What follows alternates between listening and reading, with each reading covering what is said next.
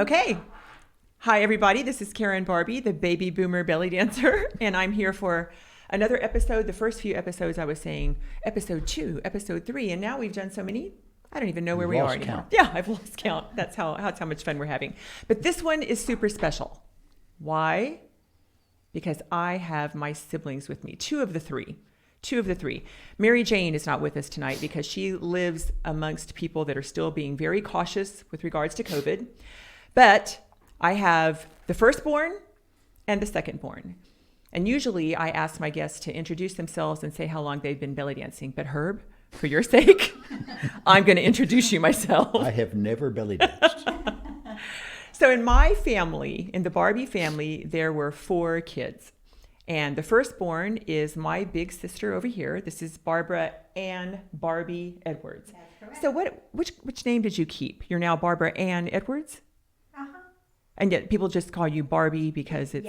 Because it's like a nickname for Barbara. Right. Yeah. And yet when I tell people that my sister's name is Barbara, they're like, Barbara Barbie? Wow, that's fascinating. But then I tell them, but she's like almost 6 feet tall and gorgeous, so you can get away with a name like that. Yeah. So She actually does tell that way. I do. Yeah. Talks about how gorgeous you are all the Oh time. my God. So that's my big sister Barbara. And then the secondborn in the Barbie house is the only boy, and that is my brother. His name is Taylor Herbert Barbie, named after our paternal grandfather, but we call him Herb. And Herb has never belly danced, ever.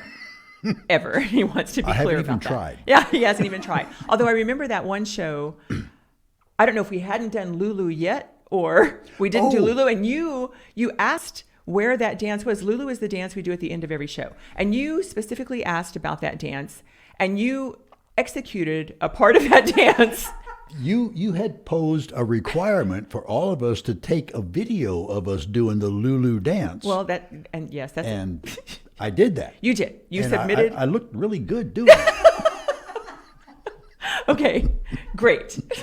So the reason these two are here with me is because in the very first podcast that I did, when it was just me and Guylan, we were just kind of going through how And I Oh my God. we were just going that will through. be the first and last time I ever correct anything. I was speaking properly. We're gonna get your microphone turned off, Guylan. We were going through how I got into belly dancing and all of that kind of stuff. And whenever I tell that story, it always turns to you, Barbara, because you got into belly dancing and then I got into belly dancing and I was just a kid. And it's funny because what I realized, you were at Deco Pizza when we were doing one of our live music gigs a couple of months ago. Or 6 years. I don't know. Time is such a weird thing right now.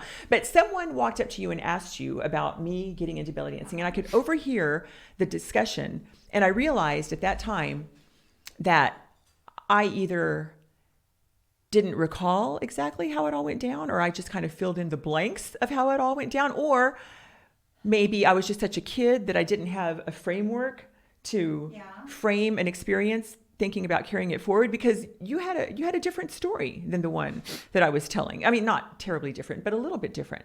And so we were talking about all that in the first podcast, and I told God, I was like, I've got to have her on this podcast. That would be really, really fun. So then I was talking to you, I don't know, a few weeks ago or maybe a year about something I think entirely different. And I mentioned, I want to have you on the podcast. And that's when you said, oh God, do I have to do it by myself? Can we how I ask got Herb to come along? And I rationalized that it would be fine to have Herb because you have been my fitness consultant for the last 20 years. Again, something you might not want to own up to right now because I have been in better shape. But that and the fact that you have done the karate thing. And we've talked about that whole improvisation idea, how you memorize a sequence of stuff. For me, you memorize a sequence of stuff, and yet somehow you can take that, all that you've memorized, go out on stage with a live band, have them play a piece of music you've never heard, and pull it off. Or in your case, memorize the sequence of stuff, go out onto the streets of San Antonio, have somebody with 2 knives try to kick your ass, and still win the fight. So there's something about that connection, though, between memorization and practice of a rote set of things and then being able to improvise it that we also have in common. So we've rationalized your presence here. Thanks for being here. All right. And I'm happy to be here. Okay, good. So, all right, Barbara, we're going to have to start where it started. All right. So let me ask you a question, because you started out with hula. Exactly. I started out up with hula. Yeah. And then it progressed to Middle Eastern dance. Exactly. How does that Are transition you trying to work? steal my show? Are you trying to steal my show? That's what I do. She's going to talk about that. Yes, I am. And I would like for both of you to be quiet as I do describe how it all went down. Please do. So, when we were little, and it was just Herb and I, we did not have our two little... The second generation We that did Mom not have our referred to. Second generation, yep. Our dad was in the military, and we were stationed in Hawaii. And in Hawaii, I learned the hula, and loved it. Just absolutely loved it. Because I'm basically a pretty shy person, unless I'm dancing. And when we came back from Hawaii, I would enter little competitions and contests and things like that, and the hula was going over pretty well. Well, flash forward a bunch of years when I get married and I have my first child, and I was like a stay-at-home mom, which was very fortunate for me, but after a couple of years of staying home, I was kind of ready to get out and, do something else, and I was really kind of missing the dancing. So I found this lovely lady, Jackie Flanagan, who had her own dance studio, and she taught hula Out of the front of her house. out of the front of her house. Oh my God, I remember that It so was well. so much fun. So I went there, and before long, because I already knew how to hula, but, it had been years since I had done much of it. And so Jackie was kind of, working with me and helping me, and then pretty soon I started teaching it there. And then another dance instructor, the wonderful Dorothy Keck. Oh, yes. Uh-huh. She and Jackie were friends, and she asked if I would come and teach hula at her dance studio. And that's the studio where I had been taking classes Exactly. for years already. Uh-huh. Mhm. So Not then- hula, ballet, jazz, Uh-huh. all that stuff. Mhm. Yeah, but then I taught hula there, and it wasn't long, and she was like, Barbara, I'm watching those moves, those hula moves, and I'm wondering if you know anything about belly dancing. And I remember telling her, I don't, but I'm willing to learn. Mhm. And from there, I was just like seeking out any place that was offering a belly dance class. We went to the Jewish Community Center. They had a teacher there, and I went there for a while. I know that we went to Houston for workshops, Austin for workshops, and a lot of the time, like my little girl was needing somebody to kind of watch her while I was doing the learning, and it was always Karen, because she loved Karen and Karen loved her, and Karen would go, and while I would be, trying to learn something or understand something at a workshop, Karen would be there with my sweet little girl, but Karen was always watching out of the corner of her eye what we were doing, and then, we would get back home, and Karen knew it, just from, observing it, because she wasn't, participating in it. So that's kind of how it all got started. It is. And then you started teaching for Dorothy Keck. Yep. Started teaching belly dancing at Dorothy Keck. And I know there's a photo that I use a lot of us on stage. And it's some people are playing finger cymbals, others are doing veil. You're the star in the middle. I almost brought that picture. I'm not kidding you. I'm walking out the door, and I'm like, I wonder if they need that picture. Yeah, I have that picture. Okay, good. And me and a girl named Nancy, I think, are on our knees, like doing some kind of Yes. pose, and you're in the center. And I'm in the middle. And that was at Dorothy Keck's recital It at was. some huge theater. Yep. And I know that I was probably in 10 dances that night, tap and ballet Right. and jazz and blah, blah, blah, and all that. Right. And then a belly dance number and a hula number probably. We did a hula number 2, and I'm pretty sure that was the recital where I had Amy, because then I had Amy as my second daughter, and I remember holding her up on the stage, and I remember you commenting on that. You thought it was so adorable that I was holding on to my little tiny baby as I was taking my bows. Really? That's funny. As I was driving over somewhere today, but maybe to get you, I was thinking about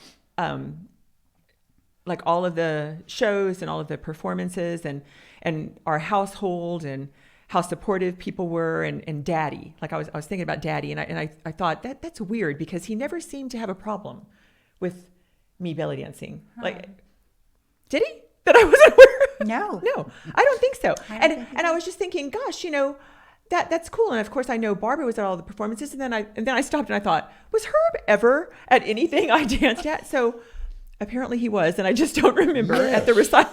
Yes. He was absolutely at that recital. Yes. Okay. I do remember that. Well, that's good. Yeah. That's good. Thanks for being there. So- I was 13, I think. So, Yeah, probably. okay. So that's how it all got started. Mm-hmm. And the minute you started teaching, I started taking those classes. I just added that. I mean, I lived at that studio every night of the week, I think, doing something. Yep. And then let's talk about how you stepped away from teaching. That was after the third kid. Yeah? Was it? Okay. Perhaps. I don't- Probably. Yeah, I think you're right. Yeah. And that was so by that time, and see, I don't remember any of this at all. By that time you were teaching at Dillard's Special Events. At Dillard's. What is that about? Okay, so I rented the Valley Forge Clubhouse when we lived in Valley yeah. Forge. The subdivision Remember, where you guys, all of y'all lived? y'all lived Yep. in Valley Forge Yep. too. And there were quite a few gals who would come and take my classes because I was teaching hula and belly dancing there. And at that point, I think I was doing beginners and intermediate classes and advanced classes. So we were busy. And one of the gals who came to take my class there at Valley Forge Clubhouse worked at Dillard's. And they were in the process of putting together various types of programs where you could learn to do whatever. Like if you wanted to learn how to, do pottery, they'd have a pottery class. And you know how they do at the schools now where they Community ed. kind of community stuff. ed, and that's exactly what it was like. And so she asked me if I would be interested in teaching belly dancing at Dillard's, and I'm like, absolutely, And so I started doing that at Windsor Park Mall, and then it was a good class, and it was going well, and there were a lot of people, and so then I started doing it at Windsor Park Mall and Ingram Park Mall, and still doing it at Valley Forge Clubhouse. So it was taking a little bit of time, and we'll just say that sometimes I had to pull back on that a little bit, and anytime I ever needed to pull back, I would say, Karen, I don't think I'm going to be able to do all of this for, a little while. And Karen would just get right in there because whether she was, 14 or 18 or however, she knew exactly, what we had been doing and definitely how to do it. So. Yeah, because I remember asking you at some point, I don't know, in the last couple of years, I think when I was working on that project with the Maya, how old I was when I started taking over your classes. Because I thought I was maybe in my 20s, and you said I was 18. I don't know how old you were. I just know that from the time that I started getting involved in belly dance, you were always there, and you would remember. Because sometimes I'd get home from a workshop and I'd go, "Oh man, I wish I would have written some of this down." And then I'm like, "Karen," and she's like, "Yeah, this is what they did." That was then. We were a whole lot younger. We're all baby boomers at this table. We were all a lot younger. Okay, well that's okay. That's fantastic. Yeah. So okay, this is how organic this is. This makes me want to segue and ask you when you started doing karate, because that was your thing. Like we're over here dancing, but your thing was always karate. I started karate training in the summer between my sophomore and junior year in high school. Why?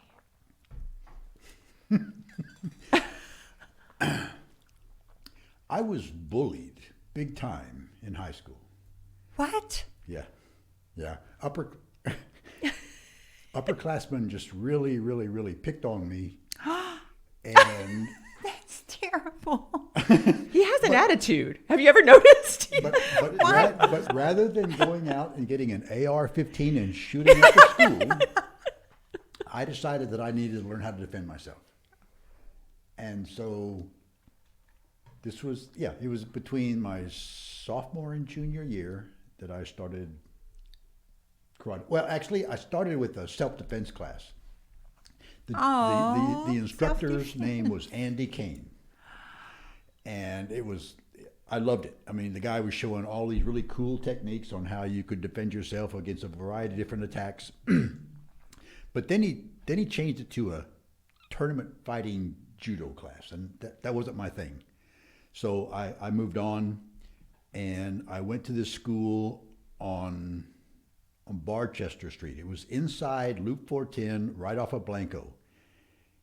And I remember like it was yesterday. I walked into school, and there was this guy. He had this huge punching bag, and he was swinging it, and he was doing a step across side kick and literally folding it up. And I thought, that's what I want to do. Oh. Wow. Yeah, the guy's name was Robert McIntyre. Bad dude to the bone. So that's how I got into it.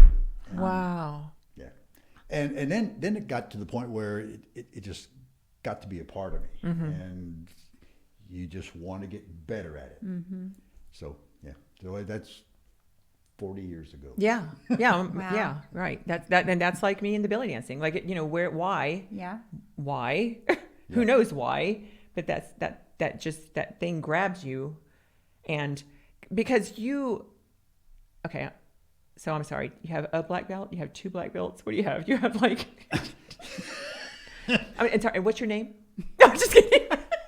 I have a 1st degree black belt in Taekwondo and a 4th degree black belt in Soryu, which is the Japanese style. Okay. Taekwondo is a Korean style, employs a lot of kicking, and the Japanese style employs a lot of punching. Okay. And so do you still do any of that? Yes. Yeah, because when you invest that much of yourself into something, you can't stop. You just can't stop. That's why I have my bob, my little punching bag. 2 times a week, I'm kicking that guy, I'm punching him. It's just a part of you. And the bottom line is I've had more than my share of street encounters over the last 10 years. And if it weren't for that training, if it weren't for my conditioning, I may not have survived. And so you will never not find me willing to work out unless time takes its toll. But I'm gonna hit it every freaking day. Right. Yeah. See, and that's what's fascinating. So I have pondered, because I was telling you this the other day, because I have no children or grandchildren, I have time to ponder. I have pondered the perfection of my placement in this family for becoming a baby boomer belly dancer. Seriously, because you were all dancy, and yet that it was a fun activity for you, but you were a mom and all that kind of stuff. So whatever. Yeah. This obsession kind of thing. This is a part of me.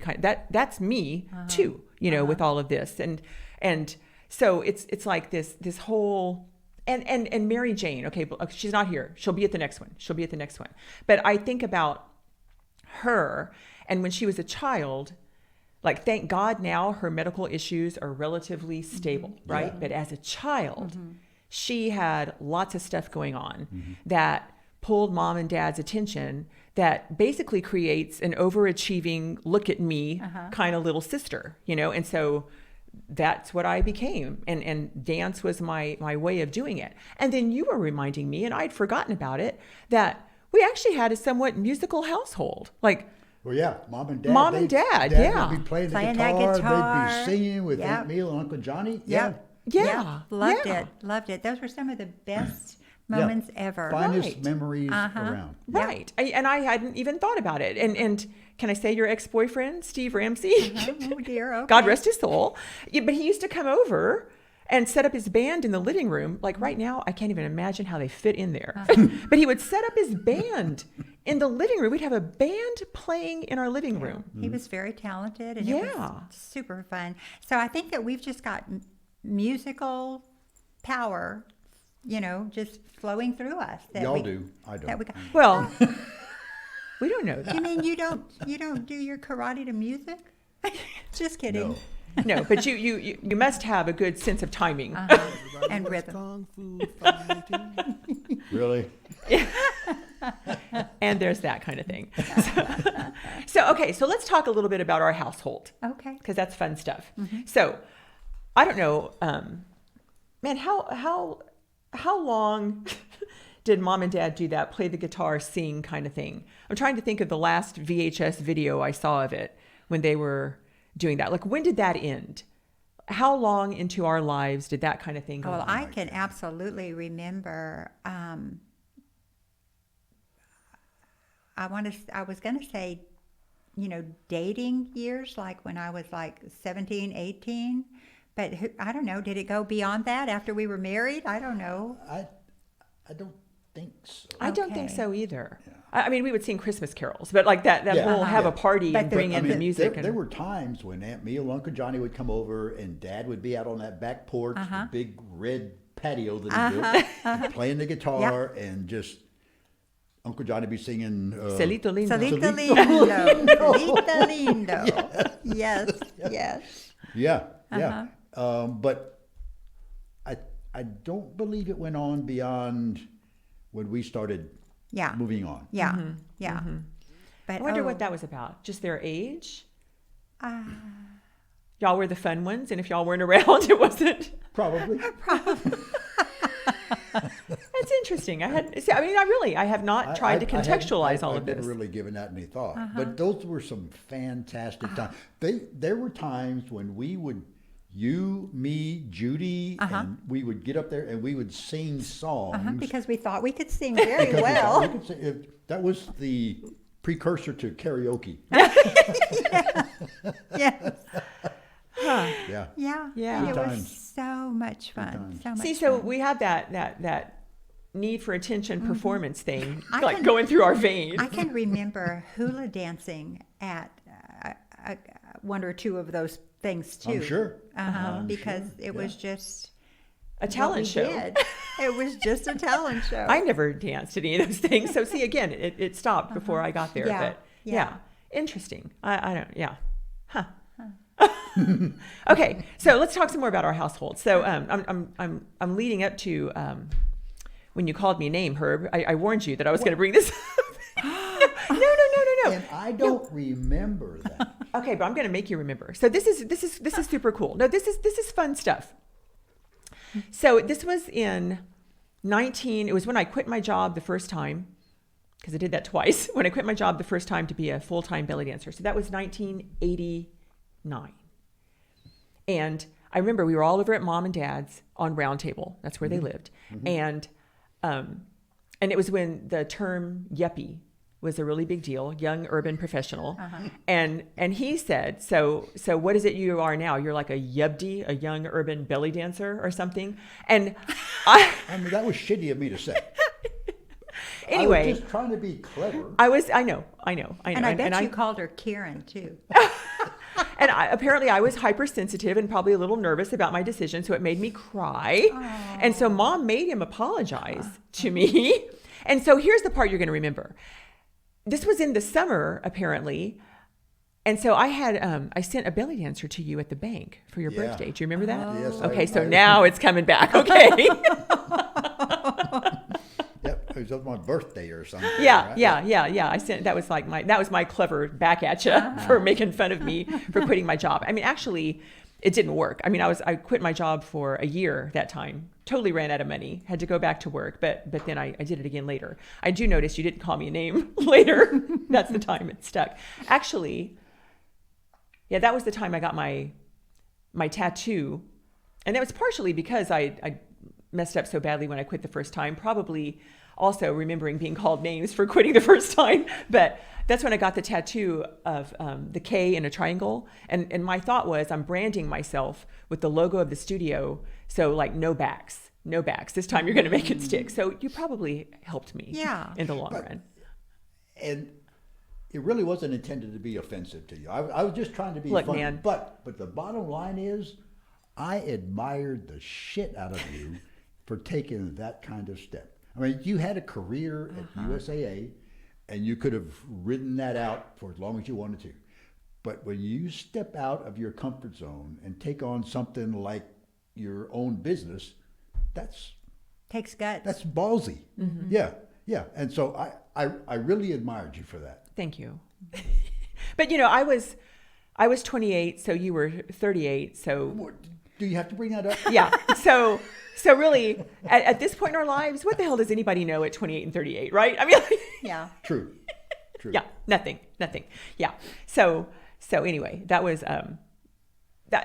It's funny what you remember about what people say to you. You know, Yeah, because when you mentioned that about the Yubdi thing, I had absolutely no recollection of that at all.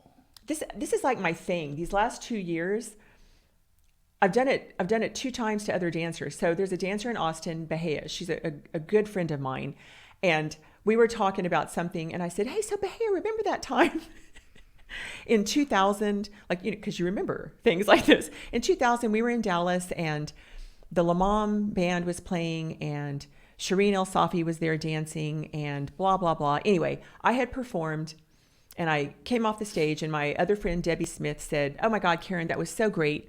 Can I speak at your funeral when you die? Because I just want to say really great things about you." And I said, "Well, that's really sweet, Debbie." And then Bahia said, "Can I speak at your funeral too, Karen?" And I said, "Sure. What are you going to say?" And she said, "I'm going to say, thank God she's gone. Maybe now the rest of us get a chance." And so I reminded her of that, and she was like, "Oh," and she was like mortified because, you know, it's so many years later, Yeah. and we all grow up. You And say I these actually things thought it was spontaneously. kind of funny, you know, and all that. But so that's apparently my thing these days, is calling people out on that. I'll tell you the other one. The other one was Amaya. Oh, what did When I we do? were getting ready for that DVD that she so graciously included me on, and we were just having a conversation. And I said, "You know, Amaya, I'll never forget that first time when you had that event in where was it? It was in Mexico somewhere. Maybe Puerto Vallarta or something. I was 22 years old, and they had the big show, and I danced on the stage. And when I came off, this woman came up to me and said, 'Oh my God, I just kept looking at your eyes when you were up on that stage. Your eyes are so beautiful.' And Amaya said, 'Well, yeah, she just draws thick black lines around them.'" Oh. And Amaya was like, "Oh, did I say that? Oh my God." I said, "Just like behavior." And I'm like, "No, it's okay. I just think it's funny, you know, the things we say to each other, and we all move on. And the things you remember, you know, like when you're really young and questioning yourself, you know, obviously if I'd felt more secure about myself and my eye makeup, I wouldn't have remembered that. If I'd felt more secure about my performance, what Bahia said wouldn't have bothered me. If I'd felt more secure about the decision I'd made, quitting USAA, that wouldn't have bothered me. But those kind of things, you know, that stick with you. I'm fascinated by that. Feel free to pull that on me at any time. I deserve it. I need to be called out on that. Okay, so so let's talk some more about our household. Okay. So I'm trying to think, because when I thought about this part, I thought about a couple of things that I'm not sure y'all really would appreciate me bringing up. Bring it up. I've had enough wine. Bring it up. Just spit it out. We'll figure it out. I'm sorry. So, and we just need to be honest, okay? So. Oh God. No. It's not going to be bad. It's because a lot of people, when they find out I'm the baby of the family, they say, "Well, of course you're the baby of the family," because You apparently, act like the baby of the family. because what? Because you act like the baby of the family. And what does that mean? That's what I want to. That's what I want to understand better to you guys. And you can't offend me because we're all old Yeah. now. So Yeah. just Well, you know. the baby of the family doesn't really have to worry about what she does or how she does it necessarily, because she's the baby, and the babies kind of just get Shit, I'm going to record. by I know with this is stuff. getting good. I'm like, hold on. The baby just gets by with stuff. I know my 2 daughters, who are older than the baby in the family, like to point out the different things that, you know, their younger brother was able to get by with because he was the baby of the family. I mean, it's not a bad thing. It's just that, okay, here's what I think. I think that by the time the baby of the family is born, the parents are going to just be more open-minded. They're going to be a little bit more willing to tolerate things because it's just easier. You know, they're tired. Yeah, They're that makes tired. sense. That makes sense. Let me piggyback on that because I have my sister. I truly believe that she's the baby. She got away with murder. Murder. She still gets away with murder. You had an interesting situation, though, because Mom was coming off of the deal with Mary Jane. And Mary Jane had some physical and mental challenges. And so Mom spent a great deal of time nurturing Mary Jane to your, I don't know if neglect is the right word, but you didn't get the same level of attention that you probably could have and should have. That's why we went through the whole niche thing. The little, My niche yeah, was line- my blanket, like Yeah, Linus exactly. had. I sucked my thumb till I was 11. Exactly. And that was a product of the environment that you were raised in. Nobody's fault. Mom was trying to take care of Mary Jane because she had all these significant challenges, and that kind of left you to fend for yourself. Yeah. But ultimately, that worked to your advantage because Exactly. you became much more independent as a result of that. Yeah, I think so. So thank you. So that was much nicer than what Barbara said about the baby of the family. I'm just kidding. I'm just kidding. No. And it's interesting because you the way you explained it and you kind of laughed it off. And I've been thinking a lot here lately as I watch other siblings and their dynamics that Yeah. two sisters that are so ensconced in the same activity like we were in dance. If you didn't see me as the baby and oh well she gets away with things and I wasn't looking at you like oh well she's the big sister and so that could have been ugly, Yeah. you know, that could have been competitive and gross and Yeah. instead it was we really fed off each other. We I think. really did. And what I remember very, very vividly is when you were a baby, I would be the one to rock you and put you to sleep. And I would be the one who, not that I took over for the mother, no, but I would take you with me places. And like we would go to church together. It would just be me and you were little. Aw. And Where was I? Probably married. Didn't you get married when you were 11? you were probably taking a karate class, or somebody was belittling you at high school. I don't know. But I remember vividly doing that and loving every minute of it, really and truly. So when I was talking about how you're the baby of the family, you act like the baby of the family, that really was just me being weird because I felt like we got very close very early when you were very little. Now, you still needed to suck your thumb, and you still needed that blanket, and you still needed to rush in the door after your school day and grab that blanket and get that thumb Oh my and sit God, on the I know. couch. I know. For a long time. Mom actually cut a piece of the Yep. Niche. Linus Niche was blanket its name. and put it Niche. in your lunchbox. I know. I was a pathetic child. No, No, no. You were a You needed- product of the environment, Yeah. and it was a challenging environment. Yeah. And that helped you feel secure. And nothing in the world wrong with that. I mean, unless you're still using it. No, I am not. I am not. I'm not. But I sent Barbara a little video of Lazma, my cat, who was she was kneading my pants and sucking her tail, and I was like, oh look, her I can tail is her relate. niche. Yes. She's just like me. Yeah. There's she that is. connection. Yeah. Interesting. Yeah. Again, you know, the perfect environment to create the baby boomer belly dancer.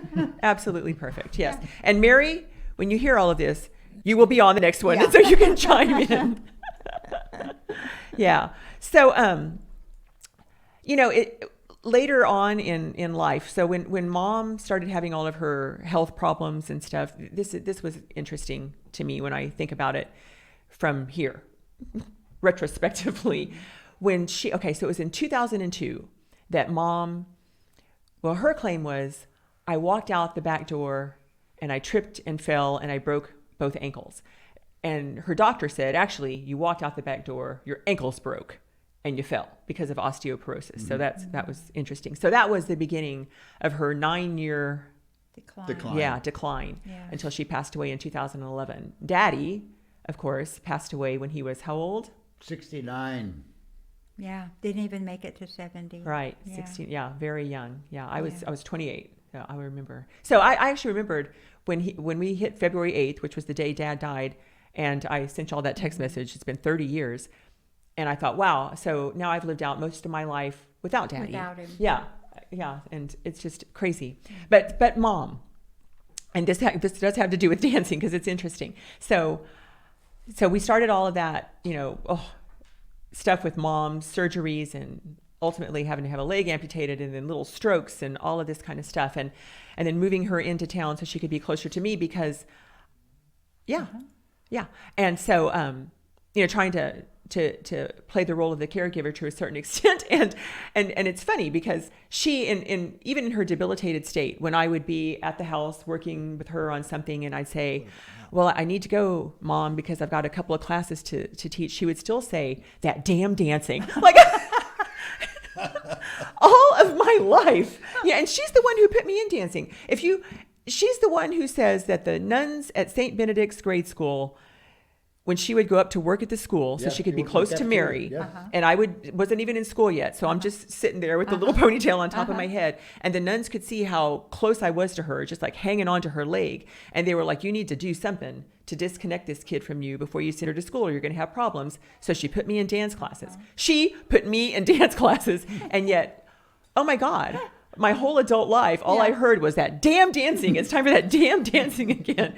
Yeah. So did she ever talk to you guys about my dance? No. No, never. She never talked to me about it. Like acting like she disapproved. Was put out with it all. No. No. Okay. Oh, God, no. No. Whatever, lady. That was just between you and her, I guess. Okay, yeah. Yeah, Okay. She never said anything about that to me. Well, that's good. And nor Daddy, we had already established that, because I remember him going to the restaurants where I would perform. He and Mom would go, and whoever I was dating that month, they would go. And yeah, I always thought that was odd that Daddy was supportive. Yeah. But I knew Mom, to my face, was not ever terribly supportive Do you of think, it. though, that maybe, Karen, it was just like she didn't want you to leave her? You had been there, you were helping her with whatever, after she had moved back into San Antonio. Well- and then you would need to leave her to go teach a class. So maybe it was just something like that. I'm sure it was that, but I guess I'm just gonna blame it on the wine. But even before I was with her during those challenges, it was that damn dancing. Like Tommy and I joke about, she would call our house, and this was before she had any kind of health challenges, and it would go to the answering machine, and you could hear her. And if you can visualize her sitting in her chair out in Bulverde, and so her phone is on the floor, but she's in her recliner. So she has the phone far away from the little place where it rests when you're not talking on it. And she would say, it's just Mom's calling to see what's going on. And then as she's hanging up, she's bitching about us. Well, they're never home. I'm sure Karen's doing that damn dancing again. Or, like, you could hear her bitching about us as she was hanging up the phone. So she would complain about my dancing a lot. But by the time they moved out to Bulverde, she, I think, how do I word this? She was older, and I don't think that she fully disapproved of the dancing. I think she may have disapproved of not being able to do Which number are you gonna need, love? more things and have you around. Like, she would have preferred that every Just time my she- absence. So Yeah. whatever was causing my absence? Yeah, whatever it was, and it happened to be dancing. And if if you had been working at USAA still, it would have been, And that there damn were two job. of us out in Bulverde at the time, you and me. And I think she just wanted to get closer to her family. Okay. That's really nice of you guys. Okay. Yeah. Okay. I mean, I often thought, well, this is just like, never mind having a daughter that has her own business, because she never had her own business and, didn't understand that part. But then something as frivolous as dancing, I just felt like she always thought it was really disposable. Like, this is just a ridiculous waste of time. I can't believe you're doing that. Well, You thought that you felt like she thought that? I've been on Yeah. the show so long. Oh, Really? yeah, And, definitely. And I realized when I was hanging out with her so much at the end we want to switch over. So that if I really needed to do something, like I really, and we used to have these discussions, I would say, Mom, I'm not just a dance teacher. I own the studio. Yeah. So, because she would say, well, what time does class start? Why do you have to leave now? I don't understand. Your class starts at 6. It's 4. I don't you know. And I'd say, because I own the studio and I Yeah, need to go you over got there and see other what all's things going to on. tend And to. Yeah. so, and this is to your point about just spending time with her. When Tommy would be in a campaign and I would need to leave to go be in support of Tommy, there really wasn't a problem. That she understood. Well, because she was always supportive of Dad. Yeah. Yeah. She got Yeah. that. And you're talking about a woman who was kind of like, I mean, I want to say like I Love Lucy, you know, where in that timeline, you know, where the women, Yeah, you know, that was their thing. They Yeah. just supported the husband. that's it. And they did not go out and get their own business. And they did not, you know, so she had no clue what that was like for you. And I guess it's to her credit that she just did that to my face and that you guys are sitting here so surprised that she was not all. because she never No. said anything. No, she was always very proud of you. She really, really was. So for her to say that to you, it was just her way of like poking a little needle at you because she would have preferred that you not do these things so that you could hang out with her more. That's just what I think. See, isn't this enlightening? Like, I never knew that. Didn't know you were bullied in high school. I know, I didn't know that either. I didn't. Hey, I bet nobody bullies you anymore. No. No. Well, if they do, they don't win. They That's for don't damn win. sure. They don't win. You don't mess with a guy with how many black belts? 3, 4? 2. 2. Fourth degree. That was where you got the Okay. 4 from. Yeah. Okay. Yeah. Yeah, my first couple of years in high school were really brutal. So was it when you moved into Sam Houston from St. Gerard? I moved from St. Gerard's to Sam Houston because there were some serious racial tensions over there. I didn't know that either. Oh yeah, yeah. There was a big deal. This was in 66, 67. But yeah, there was a big racial confrontation. But before that, I was just fighting upperclassmen. It was crazy. Why? I used to ride the bus from St. Gerard's to St. Benedict's, and on that bus there were these 2 jackasses that would just mess with me every frickin' day. Yeah. Oh my! Did you tell Mom and Dad about that? No. What would they do? What would they do? So Huh? See, but if you saw them now, you would call them out, just like I'm calling all these people out about. you're goddamn right. Because you could handle it. I would mess them up. But that's made me who I am. Uh-huh. It was shitty at the time because it was embarrassing. Were you the only one? Yeah. Really? Yeah, yeah. But I think it was they were trying. There were a couple of upperclassmen girls who had kind of flirted with me and that kind of stuff. And It's because we're too good looking. and that's what pissed these guys off. Okay. And so they would do everything they could to humiliate me in front of anybody around. Oh wow! And you know, at the time, I just had to put up with it. Yeah. But finally got to the point where I'm just not going to put up with this crap anymore. So I'm going to learn how to defend myself. Wow. So, okay. Can I just inject in real quick? Sure. And Every then let me time- know how much time we have because this could go on for hours. I know, but keep on. It's good. There's a lot of therapy going on here. It's amazing. It is. I'm feeling better by the moment. It's the wine. It's the No, wine. but every time I hear Herb's story or hear Herb say something, it reminds me of like the Karate Kid movie. Like literally, like this is his story, right? Yeah. He was bullied and the girls liked him. He was a good kid, and these guys started picking on him, and he went and kicked everybody's butt. Okay. Okay. I've never seen Karate Kid. That's something that I would love to get into with your siblings. What? How you're pop culture. You're so engulfed in what you do. Like your pop culture stuff is just not even there. What do you mean? Like Karate Kid, one of the most famous movies ever. Oh, the fact that I don't know what that is? Yeah, exactly. Yeah. Yeah. Huh. So, all right. So, since you're talking about that and karate and all of this, let's just touch on this whole idea. So, when you started taking karate, what's it like in a karate class? You go in and you start learning how to punch. You learn how to kick. Did you have a natural ability for it? Was it obvious from the get-go? No. Or you just really wanted to do it? No.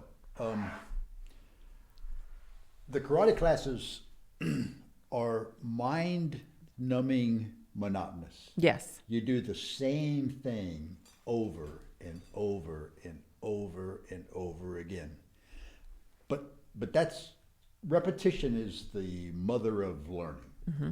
So you do this stuff over and over and over again. Eventually, it becomes second nature. And it takes a really good instructor to tell you, explain to you why you got to do this monotonous BS over and over and over and over and over again. So yeah, I didn't have a natural proclivity to this stuff. I just wanted to learn it, and so I did what my instructor told me to do. Fortunately, I had a really, really, really good instructor. I mean, he was a super disciplinarian. If you did something wrong, you paid the price. There was as an example, you would take what they call a front stance, and your back leg had to be locked. And he would come back behind you and step on your knee. And if your knee bit to the floor, then your knee wasn't locked, and it hurt. Mm-hmm. And he would just get on you big time. So he was a super technician. And that instilled a thought in my head that that's the kind of instructor I want to be. Mm-hmm. I want to make sure that my guys, whoever I'm instructing, knows what the hell they're doing. Don't chase the rank, chase the skill. He would always say, a black belt will cover 2 inches of your ass. The rest of it, you got to do yourself. And that is so freaking true. Mm-hmm. But nowadays, you got schools, we call them McDojos, where you pay an X number of dollars and you're going to get your black belt in 12 months. Oh. It took me 5 freaking years to get my black belt. Wow. I was a green belt for 9 months. I was just thinking, as you were talking about that, I was just thinking, even today, like, seems like if an instructor walked up behind a kid today and did that to their knee, they'd have a lawsuit. Exactly. Exactly. And that's the environment we're in now. But back then, the instructor at that place that I mentioned on Barchester, his name was Finest Martin. Big dude. He was 6'4", probably 240 pounds, just freaking bad to the bone. And when he spoke to you, you fucking listened, because he knew what he was talking about. And that's when I decided, okay, this is what it's supposed to be about. You work for the skill. You work for the ability. A black belt, if you just give it to you, it's nothing. Yeah. So you work really, really, really, really hard. You get the skills, and everything else just falls behind. Mm-hmm. And his wife was a black belt too. She was mean as hell. But that's the environment that I grew up in, and that's the way it's supposed to be. Mm-hmm.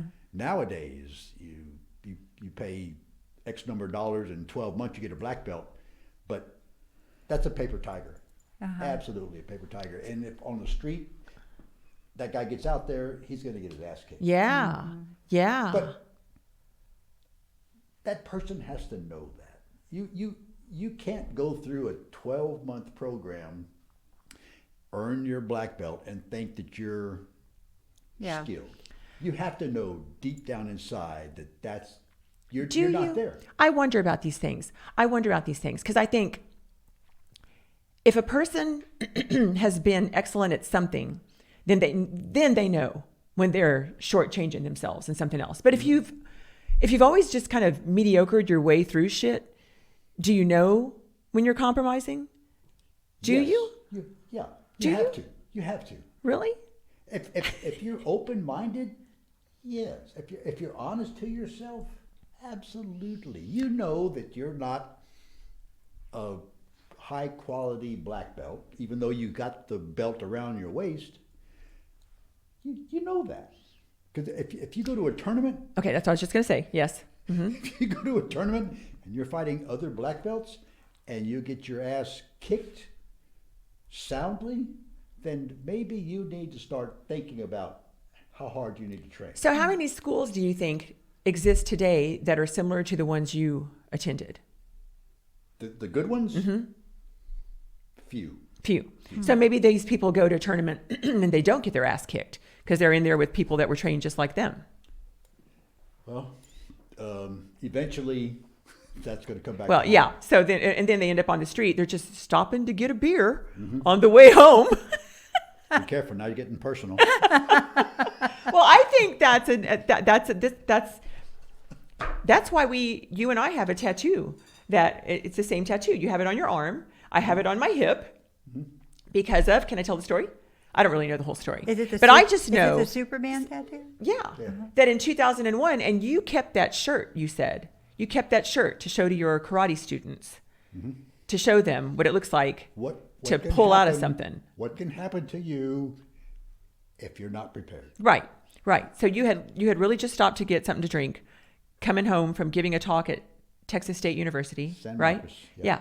And 3 guys with knives attacked you? Tried to steal my car. They tried to steal your car. So you attacked them because it was a BMW. It was a little sports car.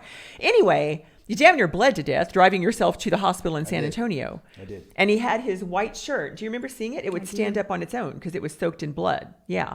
But obviously you lived to tell a tale. You got the better of 3 guys with knives. So yeah, somebody who's at a karate studio They would have died. Yeah. They would not have survived. So that's a little different than my improvisation. Sometimes it feels like you're going to die up there if you don't know what you're doing. But it's that same kind of thing in that you're taken, and I'm so glad you harped on it, this monotonous over and over, my God, do I have to do this again kind of crap. And yet it has so fully prepared you, not in a declarative way. You can't tell me the path between all of those punches and kicks you did and how you didn't die that day. You can't tell me that path. No. But you just know it's there because you're that prepared. Yes. Yeah. And you know, I mean, it's the same in the belly dance world. I often think, well, I do, that belly dance, because it's not a codified dance form. It's not like if you are in a ballet class and you do an arabesque and then you go to California and they say arabesque, you're going to approximate exactly what they want. And then you go to Europe, anywhere, and they say Arab. It's the same. I mean, there's a language about it. In belly dance, it's not that way. And so the lines get really blurry, and it's easy to rationalize compromise when the lines are that blurry about communication style and technique and all of that. And yet, I'm a huge believer in the monotonous repetition of the tiniest detail so that you can feel exactly what's happening on you so that it's there when you want it. The notion is, like I said, repetition is the mother of learning. You do this stuff over and over and over again, and you do it consciously. But the goal is to get it to the point where you can do it unconsciously.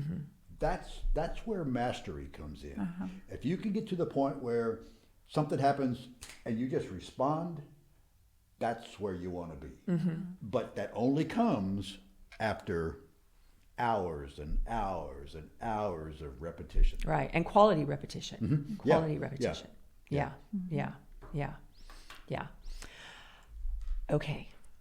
We must wrap up, siblings. See, wasn't this fun? It was. This I was told you. fun. I told It you. was very much there was a little fun. trepidation as we were in the parking lot, slamming our first glass of wine down. Wine solves a lot of problems. Yes. So the moral of the story is that I'm born into the perfect family, and I'm blessed to have you guys and Mary, who will be here with us next time, Okay. as my siblings. And Mom and Dad, God rest their darling little souls, It's all just, there is divine order, and you guys are just proof of it. Oh, thank you. So Love much. you to the moon and back. All right. So this is Karen Barbie, baby boomer belly dancer, and my baby boomer siblings. Who's not a belly dancer. See you next time.